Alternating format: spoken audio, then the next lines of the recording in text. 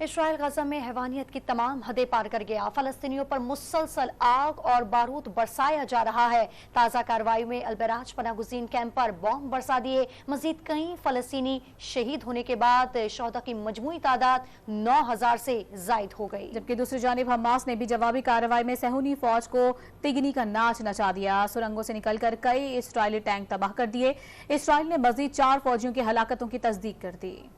غزہ کی صورتحال گزشتہ 27 دنوں کی طرح آج بھی انتہائی کشیدہ ہے۔ رہائشی علاقوں میں مسلسل بم برسائے جا رہے ہیں۔ اسرائیلی فوج نے جبالیہ کے بعد البرج پناہ گزین کیمپ پر بھی بم برسا دیے۔ مزید کئی فلسطینی شہید ہو گئے۔ ہاتھوں میں ننھی کلیوں کی لاشیں لیے عالمی برادری کا زمین جھنجھوڑ رہے ہیں۔ مشینری نہ ہونے کے باعث 2000 سے زائد افراد تاحال ملبے تلے دبے ہوئے ہیں۔ اپنے پیاروں کی لاشیں نہ ملنے پر والدین بلک بلک کر رونے لگے۔ اسرائیل نے زمینی کارروائی کے دوران غزہ کا مکمل محاصرہ کر لیا ہے۔ قابض فوج غزہ کی گلیوں میں فلسطینیوں کو مارنے کے لیے گشت کر رہے ہیں۔ اسرائیل نے مغربی کنارے میں بھی فلسطینیوں پر زمین تنگ کر رکھی ہے۔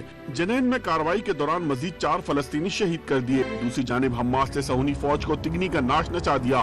مجاہدین نے مزید 6 اسرائیلی ٹینک اور 2 پخترون گاڑیاں تباہ کر دی۔ سرنگوں سے نکل کر کامیابی سے اہداف کو نشانہ بنایا۔ اسرائیل نے مزید 4 فوجیوں کی ہلاکت کی تصدیق کر دی، جبکہ 7 اکتوبر سے اب تک 335 سے زائد اسرائیلی فوج ہلاک ہو چکے ہیں۔ ترجمان القسام بریگیڈ نے بتایا کہ مجاہدین کی کارروائی میں ہلاک اسرائیلی فوجیوں کی تعداد بتائی گئی تعداد سے کئی گنا زیادہ ہے۔ حماس کے ساتھ ساتھ حزب اللہ نے بھی اسرائیلی شہر کریات شمونہ پر راکٹ داغ دیے۔ گاڑیاں تباہ ہونے کے ساتھ ساتھ کئی مقامات پر آگ لگ گئی۔